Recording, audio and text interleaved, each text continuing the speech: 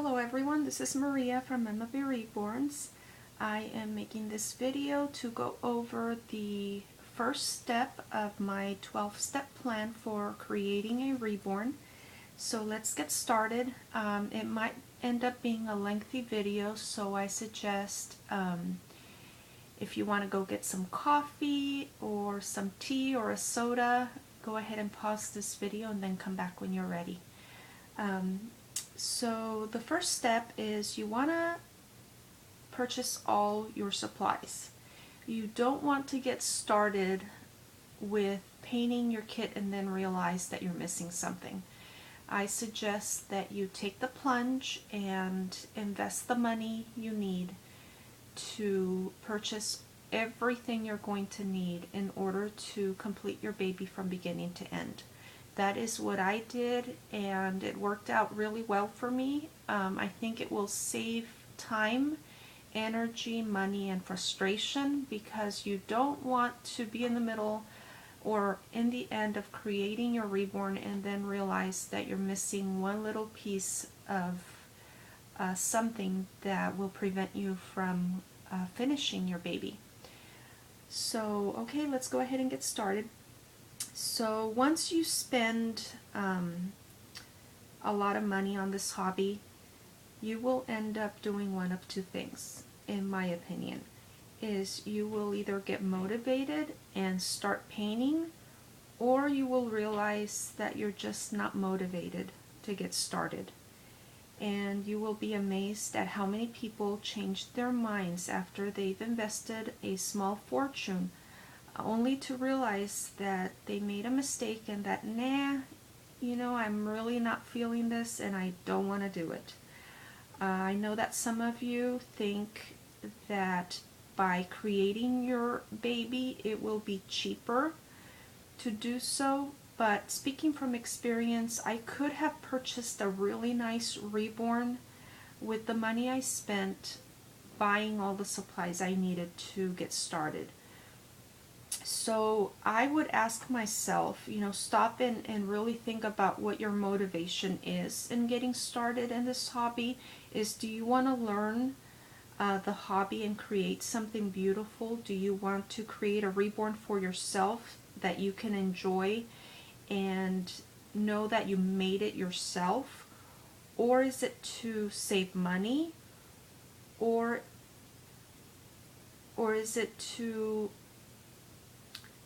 make money? And I know that a lot of people get into this hobby thinking, I'm going to create babies and I'm going to sell them. And I remember creating my first few, and I was not able to get more than maybe $50 for them. The quality of the work didn't warrant more money than that, and I ended up losing money on my first few reborns, because by the time all is said and done, even after you've invested a small fortune and you've already gotten started, you still have to buy the kits and you still have to buy the bodies, and you end up spending between $60 and $100 on just creating a baby each time you do so. So anything beyond $100 would be considered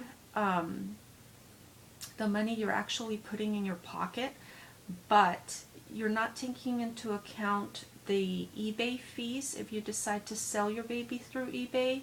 You're not taking into account all of the extras that you might be putting into the box with your baby. So really keep a handle on the money that you're willing to invest and put some thought behind why you're doing it. Because for, let's say, $200 to $300, you might be able to find a good quality reborn on eBay and end up saving $100, $200 of investment by just buying it already made.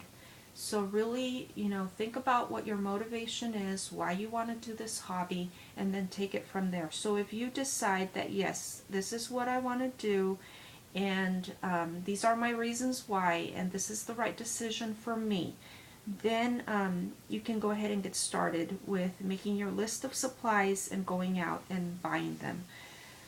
So most of my supplies, when I first got started, I did get through bountifulbaby.com. I have done my research and I have found that they are the most reasonable kit vendor in the market.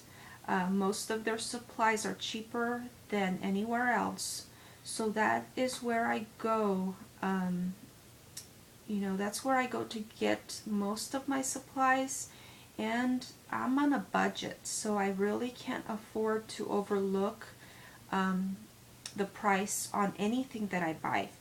So that is where I recommend that you go first. If you start, doing your research and you find that you can find supplies that are cheaper somewhere else, by all means, please, let me know, and I can put the word out, because at this point, after 4 years, Bountiful Baby is the way to go, especially when you're first getting started and money is an issue. And I know it was for me, and so if you're on a budget, then make sure that you try them first. So let's get started with the list of supplies, and I'm reading off my list myself. So the first thing you want to get is a kit, okay? When I first got started, I had no clue what kit I wanted. I would watch videos and I would go on eBay and just scroll through all the different babies, and then I would get the name of a baby and I would look it up to see how much it was. And some of those kits are expensive, ladies. We're talking, $120 for a kit. So I had to really put aside any thoughts of finding a kit that I really wanted and focus on the fact that I wanted to create a baby just for the enjoyment and for the learning experience, and not necessarily for the kit itself. So if you have your heart set on a certain kit, I would suggest that if you have the money, go ahead and invest on that kit, but do not make that your first baby to create, because you will make mistakes on your first baby and you don't want to ruin an expensive kit. And I know I've said that before, so let me just reiterate, please do not ruin an expensive kit. It will hurt, and if you're like me, you will cry over ruining something that cost a lot of money. So at Bountiful Baby, you can get a kit. If they're on sale, you can get them for under $20, usually about $17.99. And I would suggest you stay in the range of $20 to $30 on your first baby. And so that's another reason why Bountiful Baby is such a great resource, because you're able to get your kits reasonably priced. And so that's my say on the whole kit thing. What you do is up to you, but that is my suggestion. So the next thing you want to get is paints. I use Genesis heat set paints. They're the only ones that I've ever worked with, so I can't make any suggestions or recommendations for any other type without having used them myself. So I can only speak for the Genesis heat set paints. And going forward, any and all my suggestions will be thinking into account that you're using the same type of paint. So if you're using air dry, if you're using acrylics, then some of the things that I'm going to say may not apply. Since I've never used them, I really don't know. So take that into account when you're following my plan. So the next thing would be brushes, okay? Bountiful Baby has a couple of really good starter sets that you may want to try.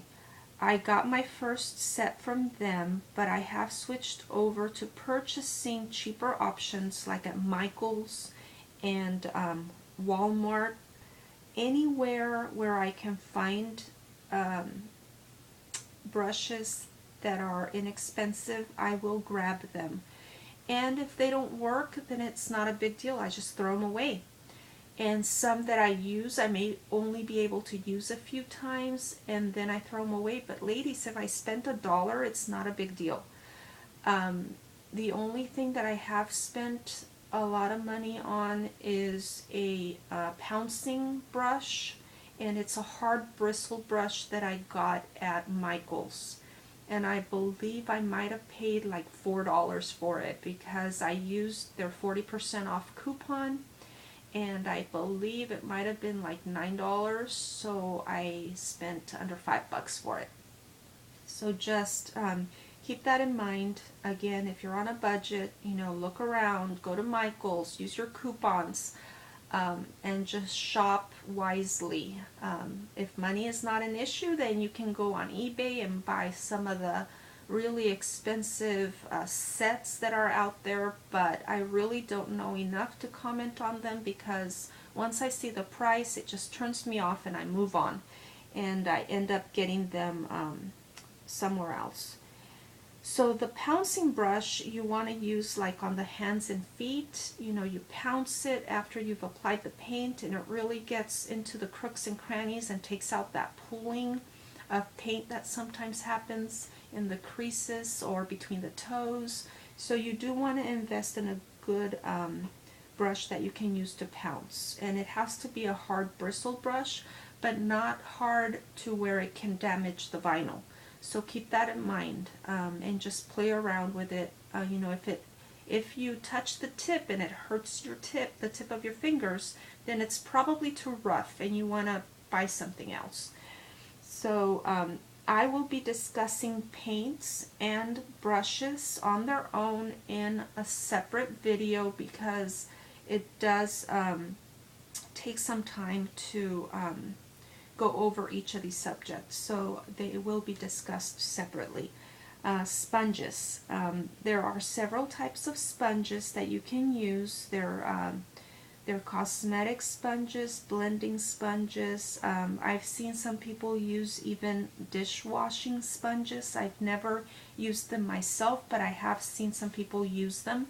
They'll just get those rectangular sponges that you would normally use to wash dishes, and they cut them into like 4 to 6 squares, and that's what they use to do their painting on their babies. So that's just a suggestion. You might want to experiment with different types and use the one that gives you the best results for you. And I will be discussing sponges in the future as well. So the next thing is an oven. Again, I am using heat set paints, so I need to recommend that you get an oven.